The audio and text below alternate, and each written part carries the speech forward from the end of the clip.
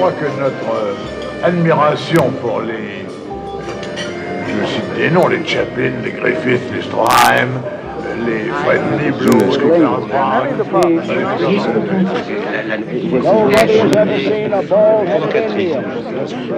On met en prison.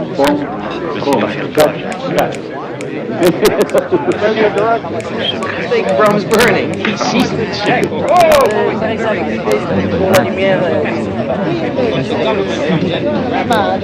E allora succede questo,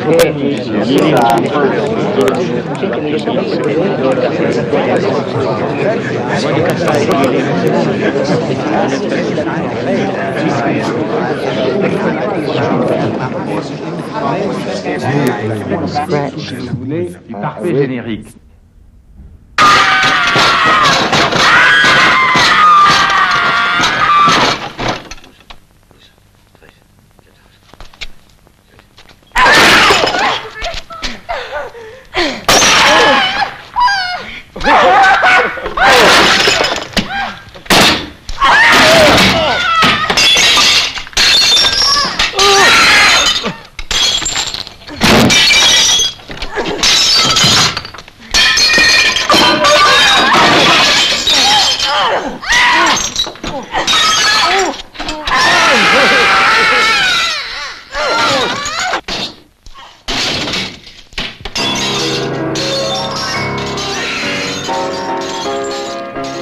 Ce que j'essaie de faire du cinéma, c'est une arme de subversion. Je n'entreprends de film que si je pense que ce film contient en lui beaucoup, des motifs de subversion ou qu'il insiste les gens à commettre des actes de subversion.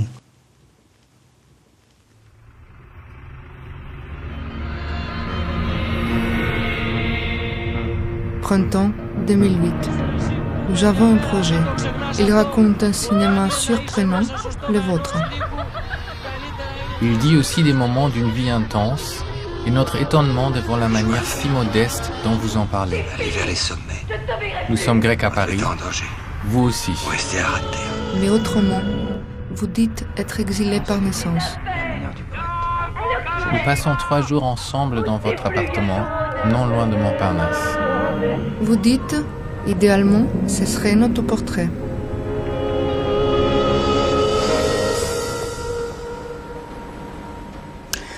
Bon, je peux y aller. Alors, la révolte me vient. Je suis né en Éthiopie, de père grec et de mère éthiopienne. Mon père était un des seuls Grecs à se marier avec l'Éthiopienne après lui avoir fait des enfants.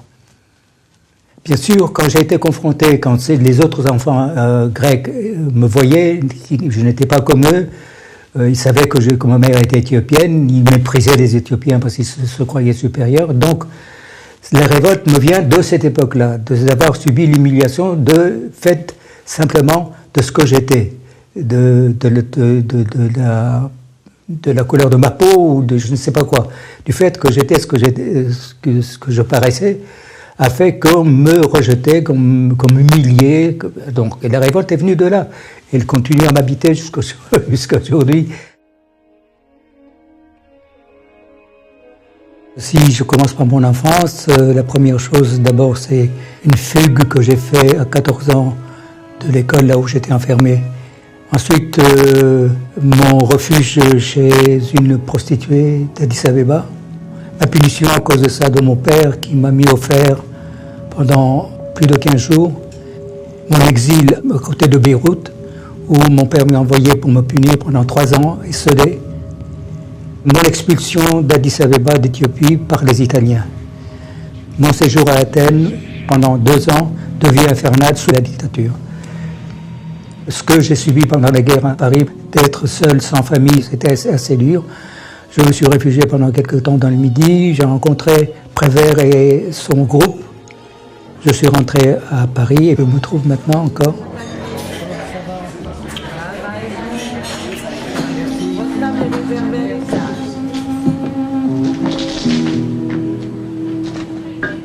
Quand j'étais jeune, je me suis engagé dans l'armée éthiopienne pour combattre les Italiens. Mais je n'étais ni éthiopien, ni grec, donc mon combat était toujours un combat de solitaire. Donc, dans cette idée d'un combat de solitaire que je dois mener, il y a des engagements qui me sont obsessionnels et qui font que je fais des films. Si je fais un film, c'est qu'il a un sens politique. C'est pour moi une arme, avant tout, une arme de combat.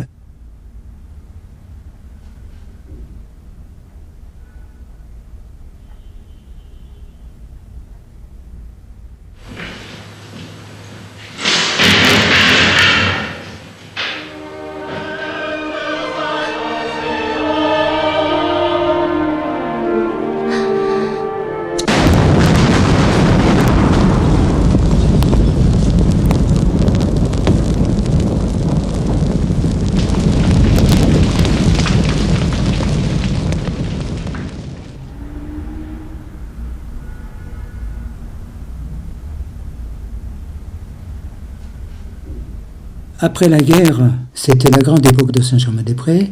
J'ai rencontré beaucoup de monde et à un moment donné, je me suis retrouvé directeur de la Rose Rouge.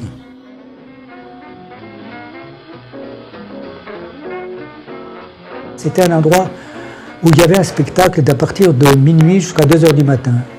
Le reste du temps, les gens venaient s'installer, buvaient un verre. Marcel Marceau jouait en première partie, Juliette Gréco a chanté en première partie aussi, et à un moment donné, il y a Léo Ferré aussi. Et on a monté du Queneau, du Prévert, de tas d'écrivains de l'époque, de Boris Vian et autres. Le côté un peu non-respect du conformisme, de la recherche d'un nouveau, d'une forme d'expression qui soit la sienne et qui soit originale, qui ne ressemble à aucune autre, qui ne soit inspirée par autre. C'est un peu ce qui se passait à la Rose Rouge. Donc ça m'a été une leçon pour moi que j'ai retenue et que j'ai appliquée dans mon travail tout le long de ma vie.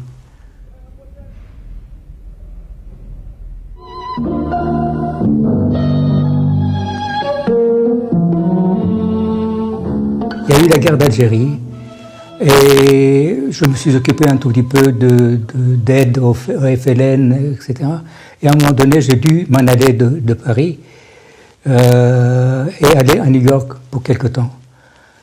Alors à New York, j'ai quelqu'un qui venait à la Rose Rouge, qui avait un cinéma à New York, puis il me dit tout d'un coup, mais tu sais, il y a un de tes compatriotes qui s'appelle Cassavetes, qui est en train de faire un film, il a commencé à le faire, mais il n'arrive pas à le terminer. Tu peux peut-être aller le voir et peut-être l'aider.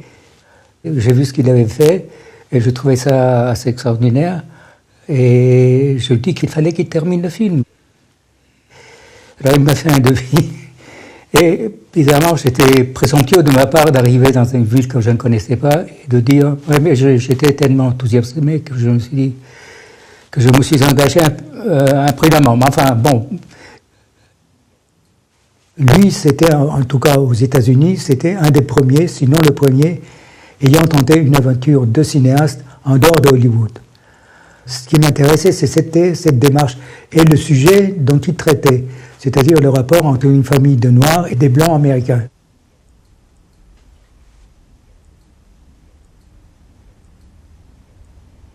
C'est un poète, c'est ce qui m'intéresse aussi.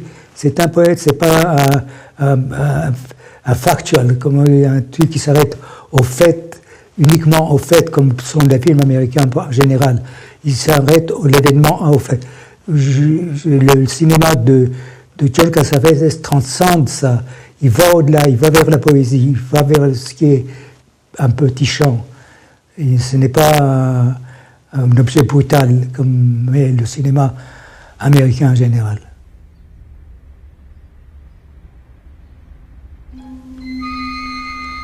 Nico, dites-nous comment vous êtes devenu cinéaste. C'est une longue histoire, c'est-à-dire il est paru à l'époque un livre de Henri Lallègue qui s'appelait La question sur la torture d'Algérie. Donc Henri Lallègue était un journaliste communiste qui avait été arrêté et torturé, et donc le livre avait paru à l'époque. Et je voulais faire un film à partir de la question d'Henri Lallègue. J'avais demandé à Sartre s'il était d'accord de d'en écrire le scénario et à Alain Resnais, s'il était d'accord, de le mettre en scène, alors en me disant qu'avec ces deux noms, je devrais arriver à monter le film. Malheureusement, j'ai eu beau chercher, le sujet était tel que personne, ceux qui avaient un peu d'argent ou beaucoup d'argent, n'a voulu financer le film. Et je me suis dit que je vais faire un film, malgré tout, sur la guerre d'Algérie, mais transposé. C'est-à-dire que ce n'est plus les Arabes contre les Français, ce serait les bonnes contre leurs maîtres. Enfin, c'était le thème des Abysses. Cochonne! Qu'est-ce que tu viens chercher pour nous emmerder? Laissez-nous, méchantes femmes! Femmes de singe! Salope! Hors d'ici, allez! Nous sommes chez nous! C'est à nous, c'est à nous! Elle sonne ses domestiques et crache son dentier!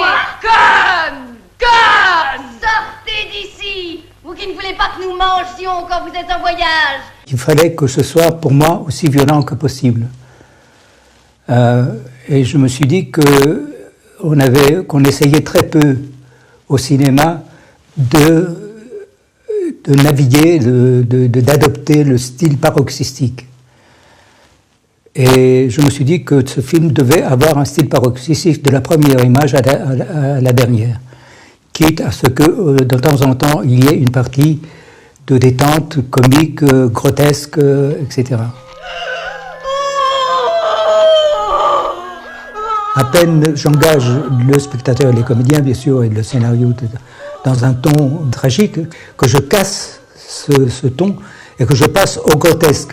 Les gens rigolent et ils pensent en avoir terminé du tragique, mais je le réengage dans le tragique. Ils continuent, etc. Et puis je casse de nouveau et je les mets dans le grotesque. Donc, ce parti pris, c'est de pouvoir faire avaler aux gens une chose qui est paroxystique d'un bout à l'autre.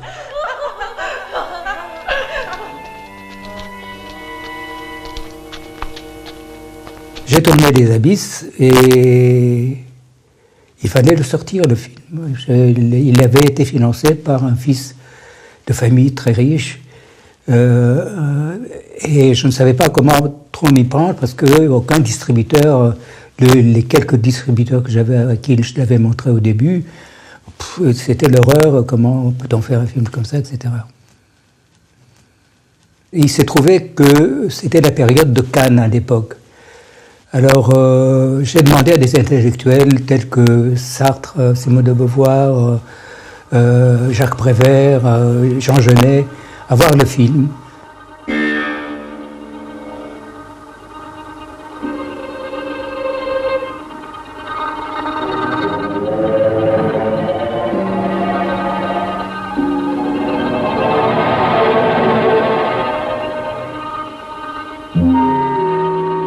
Quand Malraux a lu ces textes, il n'avait pas vu le film. Il a décidé que ce film représenterait la France. Quel scandale, donc, je commençais tout à l'heure à dire que ça fait un scandale terrible. L'étranger qui se mêle de la France, etc., de la guerre d'Algérie, j'en parle pas. Bon.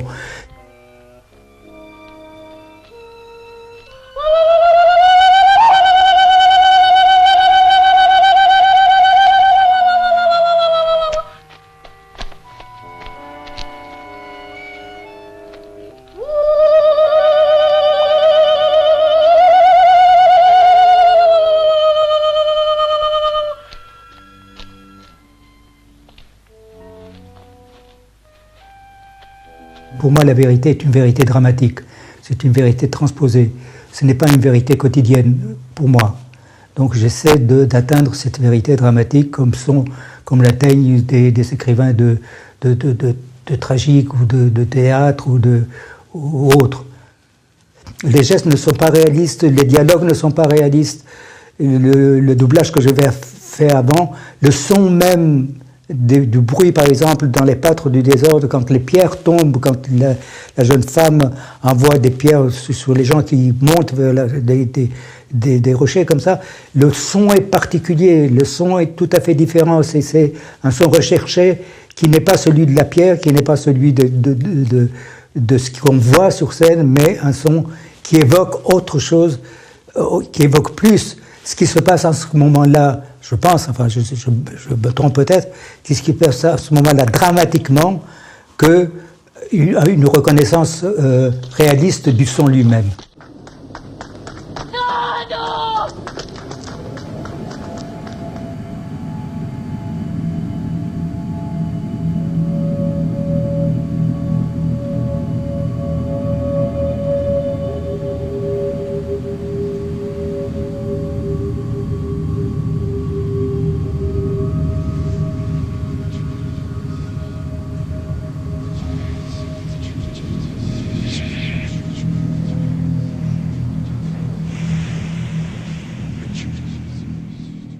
J'aurais pu, après le succès, enfin disons entre guillemets, ne serait-ce que d'estime de thèse intellectuelle, ce succès que j'aurais pu faire que je m'installe en tant que cinéaste, que je fasse un deuxième abysse, troisième abysse, bis terre. Mais mon propos, ce n'était pas de faire une carrière de cinéaste, ça ne m'intéressait pas. Ce qui m'intéressait, c'est de faire du cinéma. Encore une fois, et si je le faisais, c'est d'en faire une arme de combat.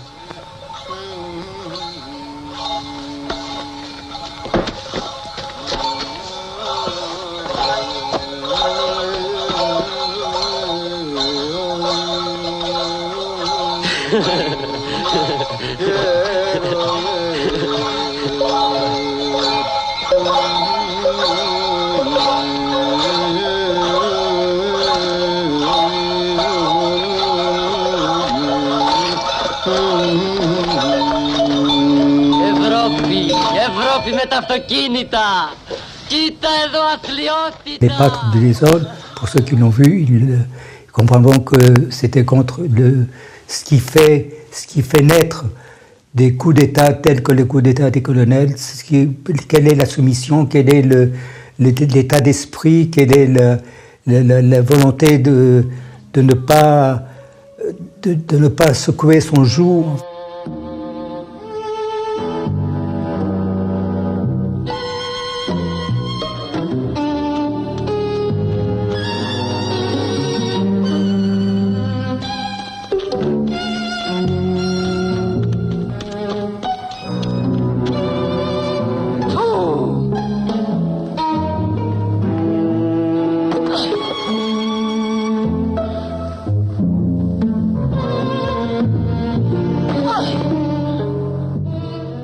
Le thème principal, je crois, de ce que je fais en général, c'est l'humiliation et la révolte.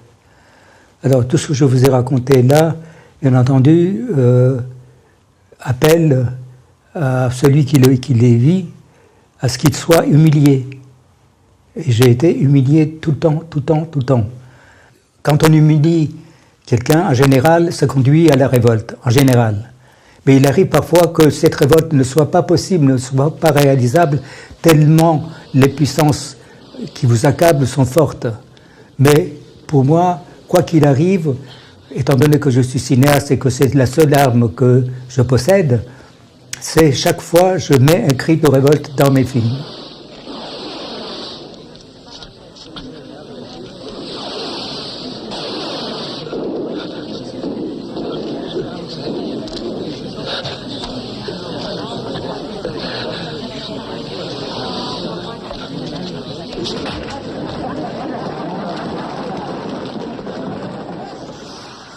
Comme je ne prétends pas qu'avec ma révolte, je vais amener les foules dans la rue et descendre, etc., et qui vont prendre le pouvoir, pour moi, c'est la révolte, une fois que je l'ai formulée dans le film en tant que cinéaste, ou entre guillemets en tant qu'artiste, j'ai accompli ce que je devais faire par rapport à la révolte. Vous avez le sentiment d'appartenir à un mouvement, à un courant? Oui, au courant Papatakis. Ça veut dire? Ça veut dire que je suis contre tous les... Enfin, je déteste, étant donné malade comme je suis d'indépendance, appartenir à un groupe, je ne pourrais pas. Je ne pourrais pas.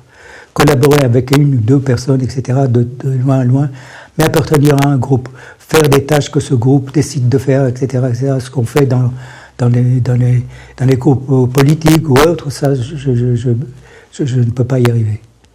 Pourquoi? Je ne sais pas, ma nature me le refuse. C'est peut-être aussi par méfiance des idéologies. Oui, aussi, sûrement même. Sûrement même. Je suis un anarchiste solitaire, comme on dit. Enfin, c'est le mot anarchiste a un sens dans ce cas-là. Non, je suis plutôt un franc-tireur, ou je sais pas. Oui, comme l'autre jour, je vous disais, est-ce que vous avez entendu un coup de téléphone depuis que vous êtes là? Est-ce que vous avez entendu le téléphone sonner?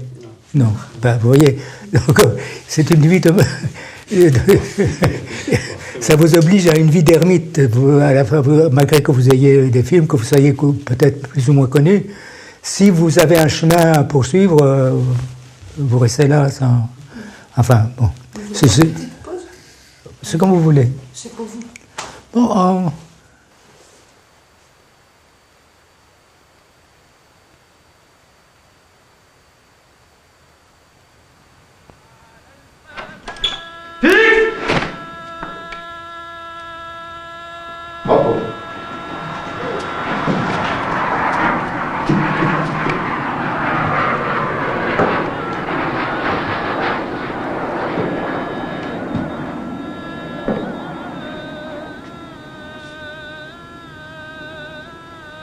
Humilié, avilir, rabaissé,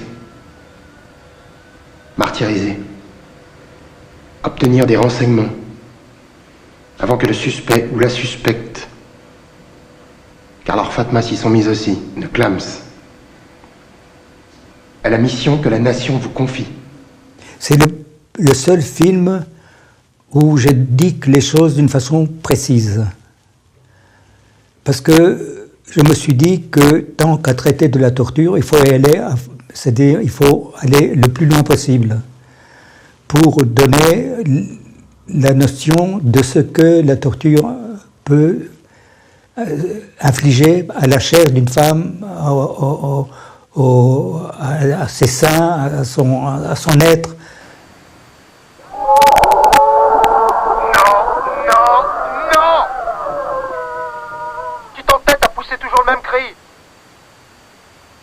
L'essentiel, la vie. Allez, recommence.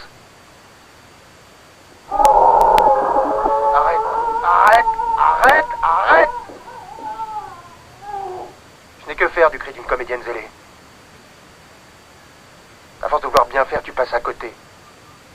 D'emblée, il est indiqué que c'est une fiction, que ce n'est pas un drame réaliste, etc. Donc, dans cette fiction, la comédienne qui joue cette fiction, pour qu'elle soit crédible, elle pense qu'en subissant ce que subissent les torturés, c'est-à-dire s'envoyer des charges électriques, lui permettrait de trouver, en tant que comédienne, le cri que le metteur en scène avec qui elle vit lui demande de trouver. Donc il y a un paradoxe là, c'est-à-dire que c'est indiqué comment la douleur peut être représentée et ne pas réussir à être représenté. Ce que le film indique, c'est que on a beau représenter la torture, etc., cela ne suffit pas. Si elle avait pu trouver ce cri, le monde s'arrêterait. Et le danger, ça devient un spectacle. Mais est-ce qu'il faut accepter que ça devienne un spectacle? C'est ça. Donc, il faut l'assumer. Moi, je l'assume. Demain, on me demanderait de faire le même film, je le ferai volontiers. Mais c'est périlleux, c'est moralement pas très confortable. Parce qu'il y a l'être de la comédienne qui est là et qui souffre réellement. C'est toujours très difficile, surtout quand on nage dans l'exhibition des gestes qui sont obscènes, bien entendu. Je montre le viol avec une canette de bière d'une personne de Jamil Abou Pacha. Je suis obligé de passer par là. Je m'en fous qu'il soit choqué ou pas choqué, le spectateur. Je m'en fous du spectateur, en fait. Je me fous pas mal. Quand je vais au cinéma, par exemple, j'y reste en général très, très peu. Je ne dis pas, ah, ça plaît au public, ah, ils sont en train de rigoler, etc. Mais moi, spectateur, je fais le film, ça lui plaît ou ça lui plaît pas, ou le film est réussi ou n'est pas, parce que jamais personne ne sait, mais même dans les films commerciaux, à part à la télévision, qui sont faits au moule, etc., qu'un film va réussir ou pas, personne ne sait jamais. C'est toujours un risque. Un risque plus ou moins évalué, plus ou moins grand, mais c'est toujours, tant qu'à prendre les risques, je les prends jusqu'à leur terme.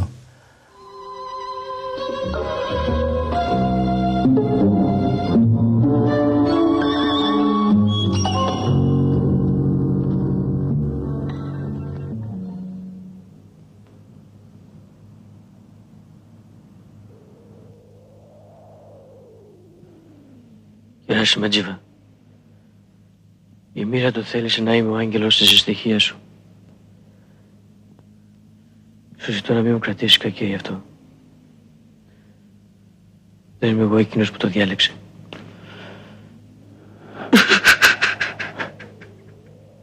Πώς να σου κρατήσω κακία. Παιδί του τόπου μου.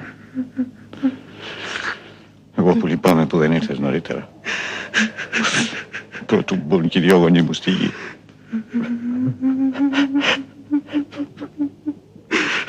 Που δεν τους έθαψα με τα χέρια μου.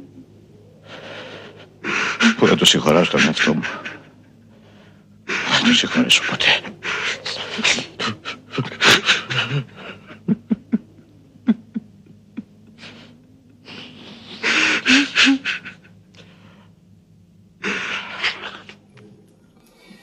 Nico, en 3 mots, qu'est-ce que pour vous l'exil? En 3 mots. Bon, bah, écoutez, c'est être coupé de tout et vivre coupé de tout, je crois. De ses origines, coupé de tout, quoi, de sa culture, enfin si tant est que j'en ai une. Et l'exil aussi, c'est l'effort d'intégration qu'on fait et que pour la plupart du temps, je le dis dans la photo, la plupart du temps sont voués à l'échec parce qu'on ne s'intègre vraiment jamais. C'est des destins qu'on poursuit, qui vous fuient, qu'on ne rattrape jamais, qui se retournent contre vous.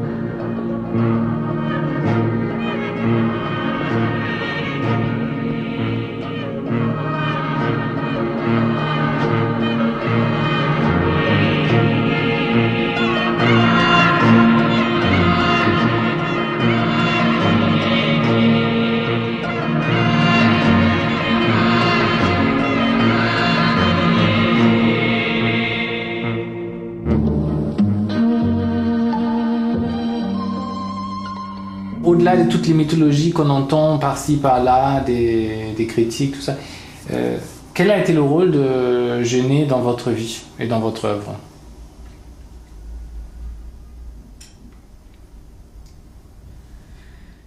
Bon, Jean Genet, j'allais dire Jean, mais par respect à ses cendres, je dis Jean Genet. Je l'ai connu à la fin de la guerre. À Café de Flore, je fréquentais le Café de Flore, il fréquentait le Café de Flore.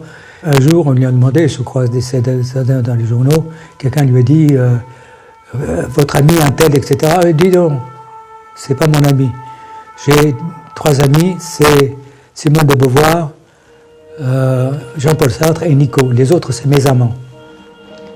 Mais il avait derrière la tête pour moi ce qu'il avait aussi pour ses autres amis, c'est d'en faire des délinquants, et de petite délinquance en petite délinquance, de les amener à devenir des grands et beaux criminels, et des criminels même qu'on pouvait conduire à l'échafaud.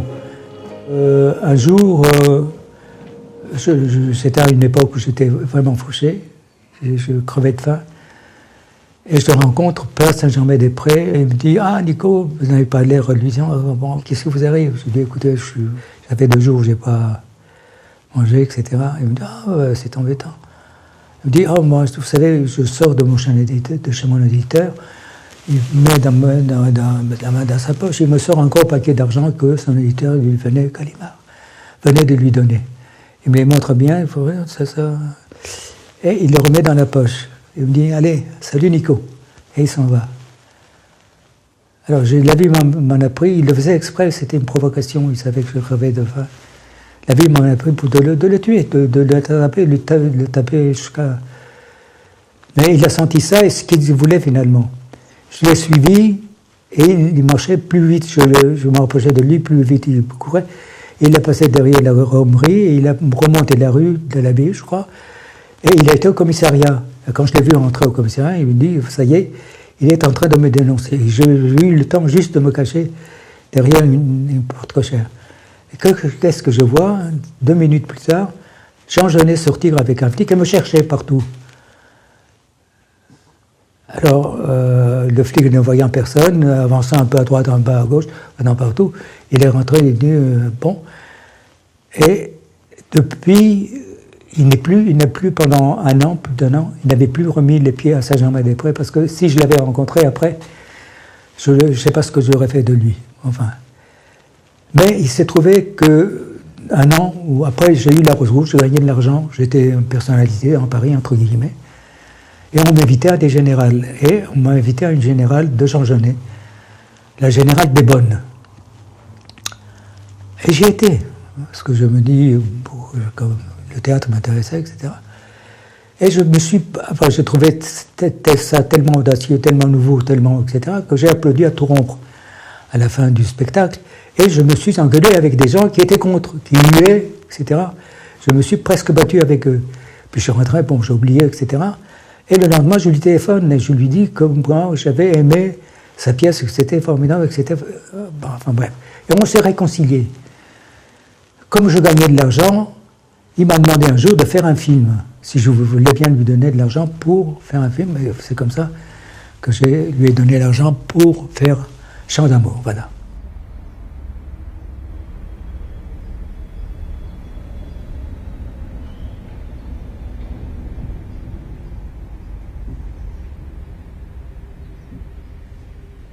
Pour en revenir aux équilibristes, c'est le suicide de son amant, Abdallah, qui m'a inspiré le film. Allez, 2 pas.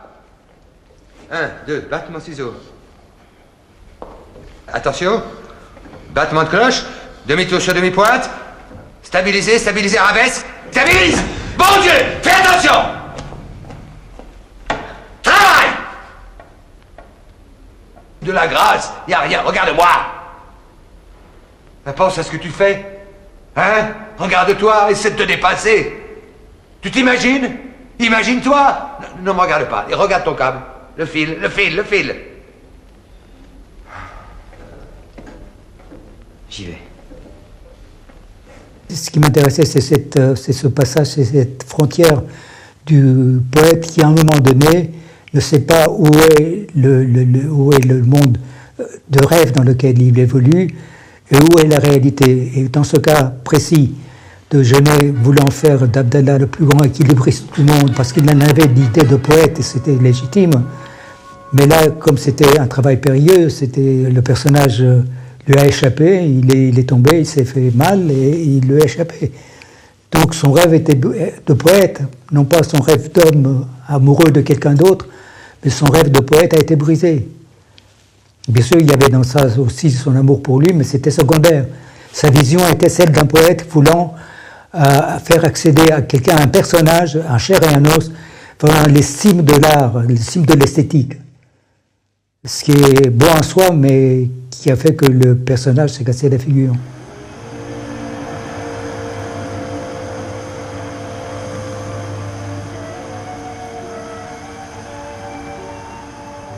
Ce qui m'intéresse aussi dans le film, ce qu'il y a un peu aussi beaucoup dans Les Pâtres du désordre et dans la photo, c'est le rapport de mère à fils. Dans les Pâtres du désordre, il y a le berger et sa mère. Dans la photo, il y a l'immigré et sa mère. Dans les équilibristes, il y a donc Abdallah ou Franceli et la mère.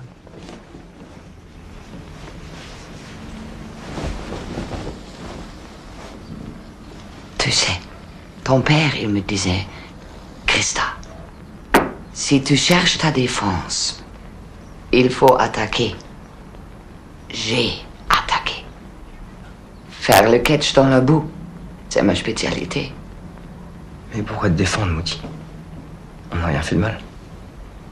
Tu es le fils d'un arabe. Ça, c'est un mal.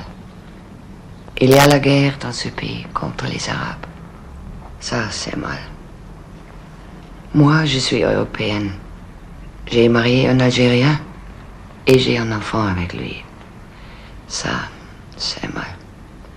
La police qui est venue m'a dit qu'il aime mieux les nazis que les chrétiens comme moi qui marient les bougnoules. Ça, c'est un mal aussi. Ça n'a servi à rien ce que tu as fait, Mouti. Au contraire, tu les as mis en boule. Ça a servi que maintenant tu sais. Je sais quoi? Je ne peux pas expliquer, Francie. C'est toi qui vas savoir. Ce que je sais en tout cas, c'est que les Algériens qui étaient là se sont tous méfiés de moi. J'étais pas comme eux. J'étais seul tout le temps.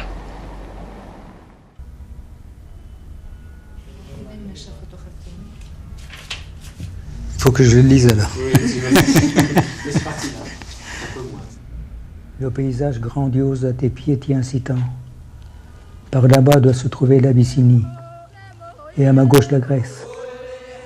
Les reverrai-je un jour? Et qu'en est-il des miens? Te demandais-tu, mais tu te reprenais aussitôt. Que c'est stupide la nostalgie, quand passé et présent se conjuguent pour vous anéantir.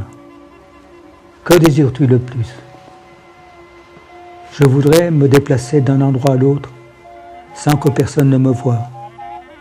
J'aimerais savoir tout ce que le monde sait, sans que les autres cherchent à me l'apprendre, sans qu'on se mêle de me faire entrer dans le crâne tout ce qui ne veut pas entrer, parce que je n'y tiens pas.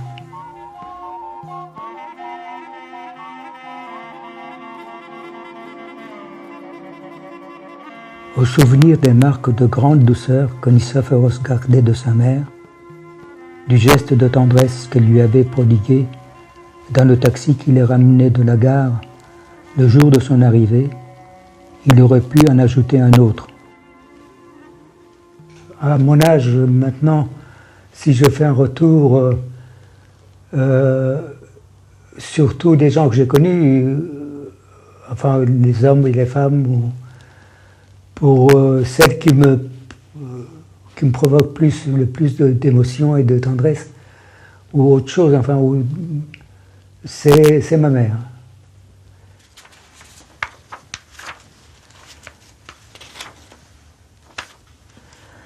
Ça, c'est tous les résistants éthiopiens sous l'occupation italienne. Alors, il y a ma mère quelque part. Voilà. Ça, c'est ma mère, résistante contre l'armée mussolinienne. Elle était chef résistante, en fait. Elle a été au devant de l'armée anglaise avec donc ses partisans d'une trentaine de milliers d'hommes, je crois.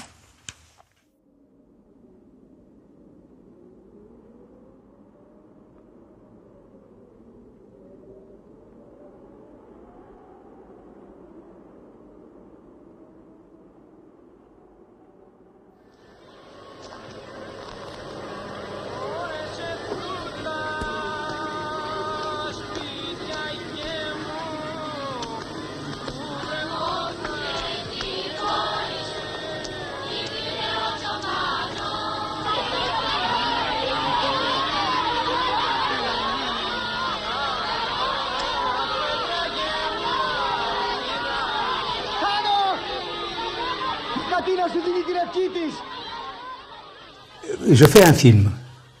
Je ne donne pas mes personnages en tant qu'exemple de vie à suivre. Ils sont dans une situation où ils ne peuvent que se révolter. Ils ne se révoltent que parce qu'ils sont ce qu'ils sont. S'ils étaient peut-être d'autres gens, ne se révolteraient pas parce que, par exemple, dans Les Pâtres du désordre, pourquoi cette mère et ce fils se révoltent? C'est parce que c'est des gens particuliers. Les autres habitants de ce village ou de la communauté ne se révoltent pas. C'est un seul parce qu'il a en lui, je suis désolé de le ramener à moi, ce que j'ai en moi. C'est-à-dire d'avoir subi la révolte, d'avoir subi l'humiliation et de l'avoir subi tellement profondément qu'elle le poursuit tout le temps. Et tout ce qu'il fait, c'est à travers de ça. Je n'indique pas un chemin comme les lendemains chantants, ou comme un politicien, ou comme un idéologue indiquerait un chemin chantant pour les lendemains de la révolte. Non, la révolte peut échouer, mais j'indique qu'il y a des situations où on ne peut, si on est un homme, si on ressent les choses telles que vous sont assénées, eh bien, la révolte, il faut qu'elle aille jusqu'à son terme. Elle doit, dans ma logique, à moi, dans la logique de ce que je fais, elle doit échouer. Parce que si elle réussit, je n'aurais pas fait de film. Il n'y a aucun sens de faire un film où je montre que la révolte a réussi. Pourquoi ? Je n'ai pas beaucoup de l'espoir.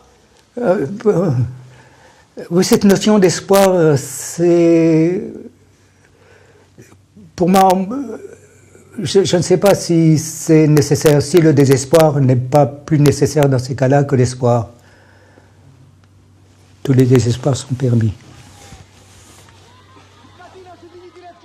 Il suffit que moi j'indique pourquoi on se révolte, pourquoi il faut se révolter.